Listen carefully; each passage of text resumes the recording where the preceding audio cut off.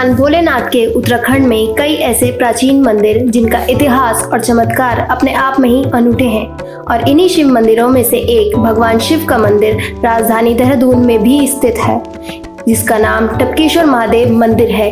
यहाँ का नाम जितना अनूठा है उतने ही अनूठे यहाँ के रहस्य भी हैं। रहस्यमय उत्तराखंड में आज हम इसी मंदिर के इतिहास के बारे में जानेंगे और यह भी जानेंगे आखिर इस मंदिर का नाम टपकेश्वर महादेव मंदिर क्यों पड़ा।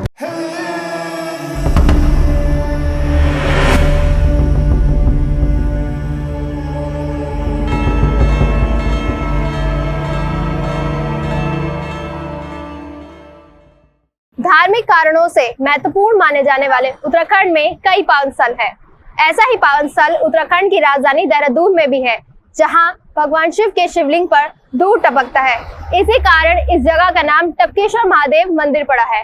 रहस्यमय उत्तराखंड के आज के इस एपिसोड में हमारी टीम उस मंदिर के दर्शन करेगी और उसके पीछे का रहस्य जानेगी। टपकेश्वर महादेव मंदिर देहरादून के सबसे प्रसिद्ध मंदिरों में से एक है। ऐसा माना जाता है कि इस मंदिर का इतिहास महाभारत काल से जुड़ा है। पौराणिक कथाओं के अनुसार कौरवों और पांडवों के गुरु द्रोणाचार्य ने भगवान शिव की तपस्या करने के लिए इसी स्थान को चुना था, जहां उन्होंने 12 साल तक भोलेनाथ की तपस्या की थी। उनकी कड़ी तपस्या से प्रसन्न होकर भोलेनाथ ने उन्हें दर्शन दिए और बाद में उनके अनुरोध पर ही भगवान शिव यहाँ लिंग के रूप में स्थापित हो गए। लोक मान्यताओं के अनुसार गुरु द्रोणाचार्य को भगवान शिव ने इसी जगह पर अस्त्र शस्त्र की धनुर्विद्या का ज्ञान दिया था, जिसके साक्ष्य महाभारत में आज भी मिलते हैं। एक मान्यता के अनुसार गुरु द्रोणाचार्य अपनी पत्नी कृपी के साथ यहाँ निवास करते थे। उनके पुत्र अश्वत्थामा का जन्म भी यहीं हुआ था। जन्म के पश्चात जब माता कृपी अश्वत्थामा को दूध पिलाने में असमर्थ थी, तब अश्वत्थामा ने यहाँ भोलेनाथ की तपस्या की थी। तपस्या से प्रसन्न होकर शिव शंकर ने अश्वत्थामा के लिए यहाँ गुफा में गाय का थन तराशा, जिससे लगातार दूध बहता रहता था। टॉन्स नदी के तट पर स्थित टपकेश्वर मंदिर से एक और खास मान्यता जुड़ी हुई है। आपको बता दें कि यह मंदिर महाभारत के समय में कौरवों और पांडवों के गुरु द्रोणाचार्य का निवास स्थान हुआ करता था। यह वही जगह है जहां गुरु द्रोणाचार्य और उनकी पत्नी कृपी की पूजा अर्चना से प्रसन्न होकर भगवान शिव ने उन्हें पुत्र प्राप्ति का वरदान दिया, जिसके बाद उनके घर में अश्वत्थामा का जन्म हुआ। जन्म के कुछ समय बाद माता कृपी जब अश्वत्थामा को दूध पिलाने में असमर्थ थी, तब अश्वत्थामा ने 6 माह तक एक पैर पर खड़े होकर घोर तपस्या की थी, जिससे प्रसन्न होकर भगवान शिव ने वरदान के रूप में गुफा की छत में गाय का थन तराश कर दूध की धारा बहा दी और तब से इस मंदिर का नाम दुग्धेश्वर महादेव मंदिर पड़ गया। लेकिन समय के साथ साथ दूध की धारा पानी की बूंदों में बदल गई, जिसके चलते इस मंदिर का नाम टपकेश्वर मंदिर पड़ गया।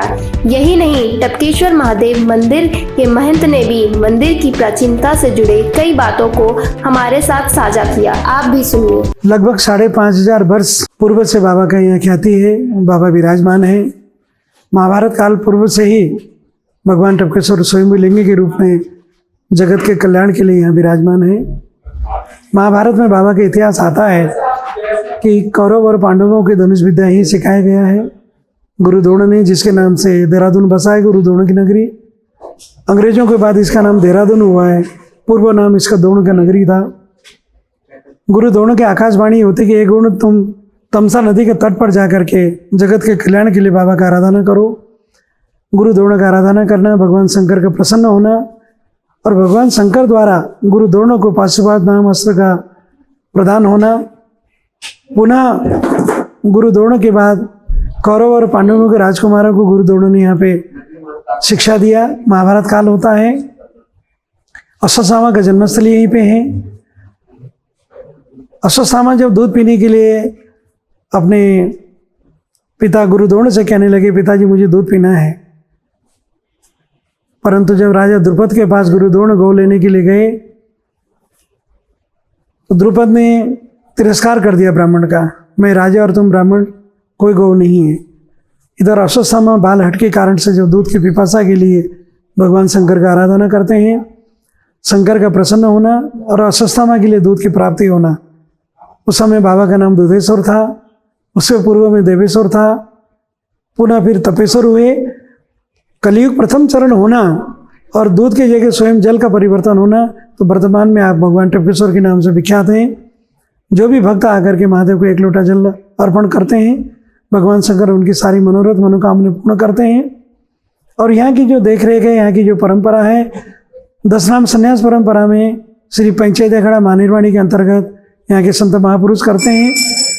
और जैसे सुनने में आता है कि जो भी भक्तगण अपनी मनोकामना को लेके आते हैं, निस्संदेह बाबा उनको मनोरथ पूर्ण करते हैं।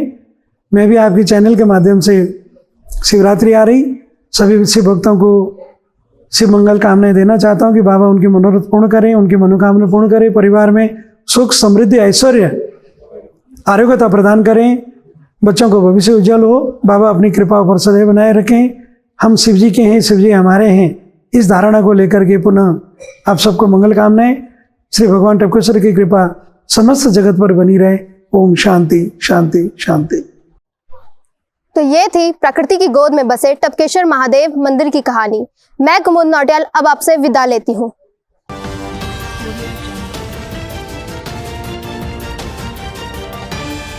आप देख रहे हैं न्यूज़ उत्तराखंड, खबरें हर पल।